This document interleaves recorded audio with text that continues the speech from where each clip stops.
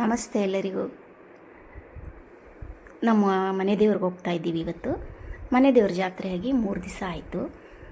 Weak ಡೇಸಲ್ಲಿ ಬಿದ್ದಿದ್ದರಿಂದ ಬರೋಕ್ಕಾಗಲಿಲ್ಲ. ಹಾಗಾಗಿ ಶನಿವಾರ ಇವತ್ತು ಬಂದು ಪೂಜೆ ಮಾಡಿಸ್ಕೊಂಡು ಹೋಗೋಣ ಅಂತ ಹೇಳ್ಬಿಟ್ಟು ಬಂದ್ವಿ. ಜಾತ್ರೆ ಕಳೆ ಇನ್ನೂ ಹಾಗೇ ಇತ್ತು.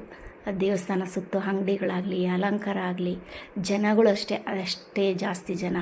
ಒಂಥರ ಎಕ್ಸ್ಟ್ರಾ ಕಳೆ ಜಾತ್ರೆದು ತುಂಬ ಖುಷಿಯಾಯಿತು ನೋಡಿ.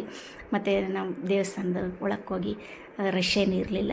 ಪೂಜೆ ಎಲ್ಲ ಮುಗಿಸ್ಕೊಂಡು ನಾವು ಅಲ್ಲೇ ಊಟ ಇರುತ್ತೆ ದೇವಸ್ಥಾನದಲ್ಲಿ. ಊಟ ಎಲ್ಲ ಮುಗಿಸ್ಕೊಂಡು ಮನೆಗೆ ಬಂದ್ವಿ. ನಾವು ಬರೋವಾಗ ಕಡಲೆಪುರಿ ತೊಗೊಂಡು ಬಂದೆ. ಸಾಮಾನ್ಯ ಎಲ್ಲರೂ ಜಾತ್ರೆಗೆ ಹೋದವರೆಲ್ಲ ಏನು ತೊಗೊಳ್ತಾರೋ ಬಿಡ್ತಾರೋ ಕಡಲೆಪುರಿ ಅಂತೂ ತೊಗೊಂಡು ಬಂದೇ ಬರ್ತಾರಲ್ವ. ಹಾಗೆ ತೊಗೊಂಡು ಬಂದಿದ್ನಲ್ಲ, ಹಾಗೆ ಅಲ್ಲೇ ಇಟ್ಬಿಟ್ಟಿದ್ದೆ. ಅದಕ್ಕೆ ಸ್ವಲ್ಪ ಒಗ್ಗರಣೆ ಹಾಕ್ಬಿಡೋಣ ಅಂತ ಹೇಳ್ಬಿಟ್ಟು ಇವತ್ತೆಲ್ಲ ರೆಡಿ ಮಾಡಿಕೊಂಡೆ. ಸ್ವಲ್ಪ ನಮ್ಮ ಬಾಲ್ಯದಲ್ಲಿ ನೆನಪು ನೋಡಿ, ಕಡಲೆಪುರಿದು ಒಂದು ನೆನಪು. ಎಷ್ಟು ನೆನಪುಗಳಂದರೆ ಹೇಳ್ಕೊಳ್ಳೋದು ಅಷ್ಟು ನೆನಪು ಇರುತ್ತೆ ನಮ್ಮ ಬಾಲ್ಯಗಳಲ್ಲಿ. ಆ ದಿನಗಳಲ್ಲಿ ಊಟ ಇಲ್ದಿದ್ದ ಟೈಮಲ್ಲಿ ಒಂದು 4 ಅಣಿಗೆ ಕಡಲೆಪುರಿ ತಂದರೆ 3 ಸೇರು 4 ಸೇರು ಕೊಡೋರಂತೆ ಕಡಲೆಪುರಿ.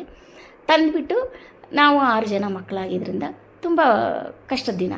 ಅಪ್ಪ ಇಲ್ಲ, ಅಪ್ಪ ಬಿಟ್ಟು ಹೋಗಿದ್ದರು. ಅಮ್ಮ ಒಬ್ಬರು ಕಷ್ಟ, ಅಣ್ಣ ಅಮ್ಮ ಇಬ್ಬರು ಕಷ್ಟ ಬೀಳೋದು. ಅಂದರೆ ಅಣ್ಣನೇ ಜಾಸ್ತಿ. 4 ಅಣಿ ಕಡಲೆಪುರಿ ತಂದುಬಿಟ್ಟು ಇನ್ನು 4 ಅಣಿಗೆ ಹಾಲು ಮತ್ತು ಕಾಫಿ ಪುಡಿ, ಸಕ್ಕರೆ ಎಲ್ಲ, ಹಾಲು, ಕಾಫಿ ಪುಡಿ, ಬೆಲ್ಲ ತಂದು ಕಾಫಿ ಮಾಡಿಬಿಟ್ಟು ಎಲ್ಲರನ್ನೂ ಲೈನ್ ಕುಂಡಿಸ್ಬಿಟ್ಟು 2 ಬೊಗ್ಸೆ ಕಡಲೆಪುರಿ, 1 ಗ್ಲಾಸ್ ಕಾಫಿ ಕೊಟ್ಬಿಡೋರಂತೆ. ಒಂದೊತ್ತು ನೀರು ಊಟ ಅದೇ. ಎಷ್ಟೋ ದಿನಗಳು ಕಡಲೆಪುರಿನೇ ನಮ್ಮ ಊಟ ಆಗಿದೆ. ಎಷ್ಟು ನೆನಪು, ಖುಷಿ ಎಲ್ಲನೂ ಒಂಥರ ಭಾವುಕ, ಖುಷಿ, ಸಂತೋಷವೂ ಆಗುತ್ತೆ. ಕಡಲೆಪುರಿಲೇ ಎಷ್ಟು ದಿವಸ ಹೊಟ್ಟೆ ತುಂಬಿಸ್ಕೊಂಡು ಮಲ್ಕೊಂಡಿರುವ ದಿನಗಳು ಅಲ್ವಾ. ನೋಡಿ, ಇವಾಗ ನಾವು ಕಡಲೆಪುರಿ ಅಂದರೆ ಏನೋ ಒಂಥರ ತಂದು ಜಾತ್ರೆಯಿಂದ ತಂದರೆ ಎಲ್ಲೋ ಒಂದು ಕಡೆ ಇಟ್ಟು ಬಿಡ್ತೀವಿ. ಏನೋ ಇಂಟ್ರೆಸ್ಟ್ ಇದ್ದರೆ ಮಾತ್ರ ಅದನ್ನು ಈ ಥರ ಮಾಡ್ಕೋತೀವಿ. Thanks for watching.